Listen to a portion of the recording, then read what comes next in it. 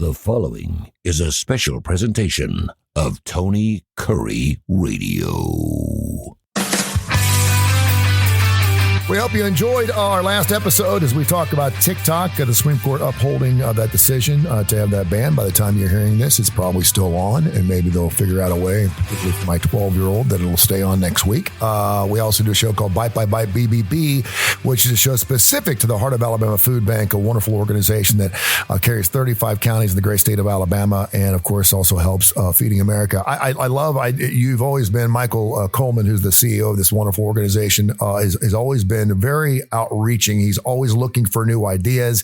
He's always willing to sit down and listen to someone's ideas if it makes it better to be around that person. And I know that recently you had a bunch of CEOs of all kinds of food pantries, Feeding America and the Heart of Alabama Food Bank, to sit down and some different ideas. But one of the things you guys talked about was the recent election. We've actually done several shows on this. What does the new election and the new president, the fact that we're changing parties again, mean to Feeding America, particularly with the Farmer Bill 2 coming out? What did you guys decide on?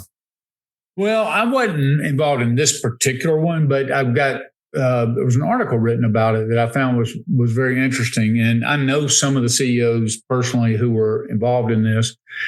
I will tell you, when Trump was coming in, and he right away talked about cuts and the need for cuts and the bloated agencies and all that, then right away, in food sourcing and USDA and the food and the dollars we get to help support the network, the Feeding America network, and just food banking in general, there's a lot of hand wringing, and I get that because if you cut SNAP, yes, there's waste in SNAP. There's going to be in government. We've talked about that on previous shows, but the reality is, if you cut that, anybody's funds that are cut are going to seek help, and they're going to seek help through the Feeding America Food Bank Network.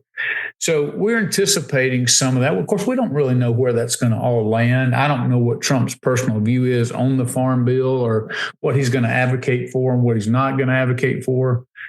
So a lot of this is just projection and what people think. But you had some traditional things like, what does that mean? But I really thought some insightful things came from other CEOs about it. Like, okay, if this is the reality, regardless if it's more or less or whatever, how should we look at this? And the CEO of Feeding Tampa Bay, which is a very large food bank, and they do a lot of great work. He said, it's really important that we start talking about this in a little bit different way, a couple of different ways. One is we need to be able to communicate and help government understand that this is not, yes, we rely on donor dollars, but these are societal problems that can't be fixed through philanthropy. There's just not enough money, and there's not enough systems in place through philanthropic giving. Now, we desperately need philanthropic giving. That's very important. But we need to talk about some of these issues like food banking and how government needs to be involved. Now, I'm not talking about necessarily increasing. I'm just talking about as a structure, because if you think about HUD, for instance, housing and urban development, at some point when they instituted HUD, it was because the issue of housing and making sure Americans, especially poor Americans, could obtain housing in different places. Then it got to the point where, hey, we need to do this at a cabinet level.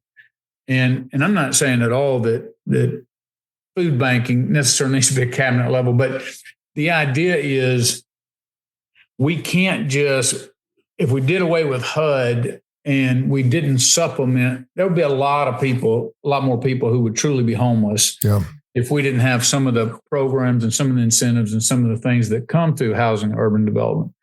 Again, I'm sure there's lots of things that could be refocused, and that's true of every department. But I just thought it was interesting that we need to help people understand that feeding is such a basic need, and it's so complex and it's so big, and it requires great collaboration between farmers, manufacturers, food banking network, all the partners that come together.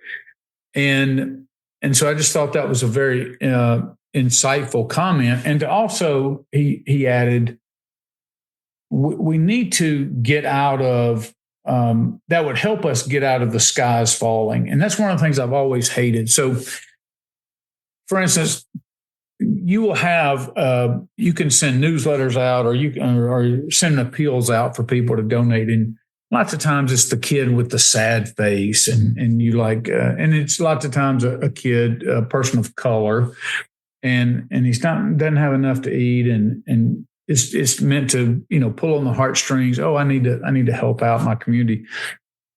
I really wish we could look at it from a little bit more positive standpoint, in the fact that these kids who aren't getting enough to eat, they are our next leaders. They're our next mayor, our next congressman, our next doctor, lawyer, our next leader, military leader.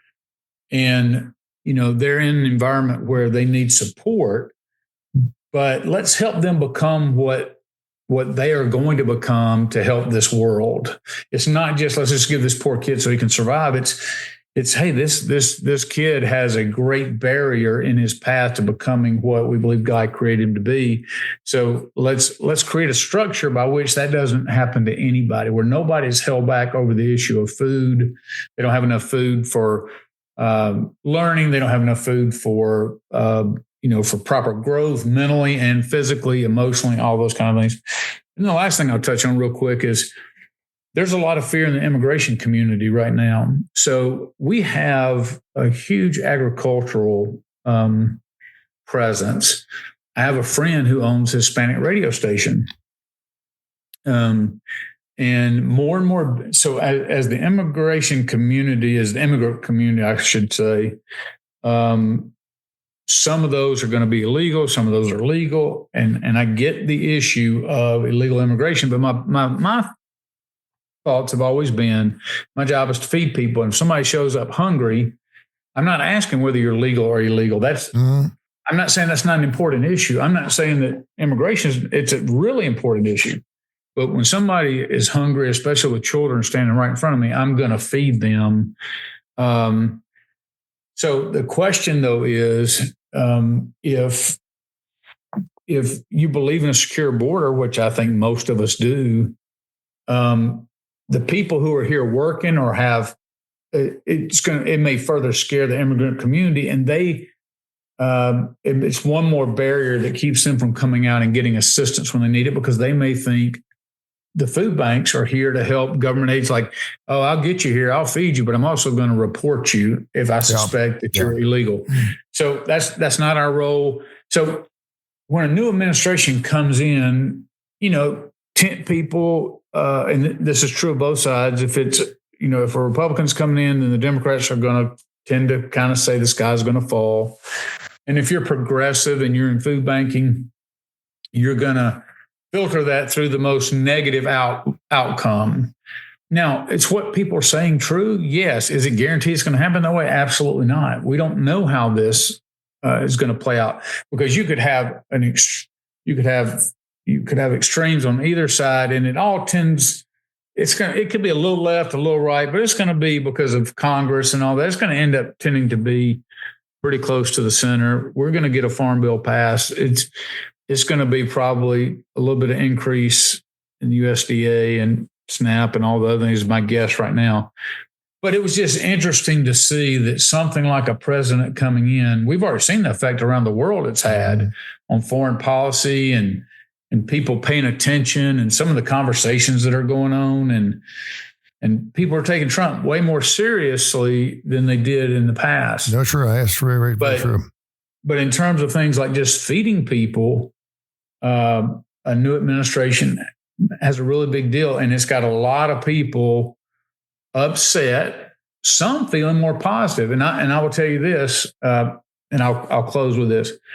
So the Midwest Food Bank is not part of the Feeding America system, and it's one of the largest food banks in the nation. And they help out other states as well. But anyway, most of their funds are private funds. They get very little government funds. So whether the USDA continues to support food banking or not doesn't really matter to them, because I think that most of their funding is private. So in that case, they're very excited about Trump coming in, because they think the economy is going to be better. They think inflation is going to get under control. So they think that's going to affect their bottom line, that there's going to be more money to donate and then to be able to help more people. And the average person is going to have lower costs. They may not need as much food bank support. So again, it's just interesting, the dynamic that we're living in right now and all the things that are going into considering whether or how an administration is going to affect our bottom line. Time will tell. Bite. Heart of Alabama Food Bank, HAAB. Check that out. HAFB. I don't know why I always can't get that right. HAFB, Food Bank. I'm thinking it's on my head. I'm having a senior moment. Yeah. Check it out. Hashtag that, and make sure you check out Heart of Alabama Food Bank, and they do wonderful work. Michael, thank you so much. We'll catch up next week, man. Okay, enjoyed it. This has been a special presentation of Tony Curry Radio.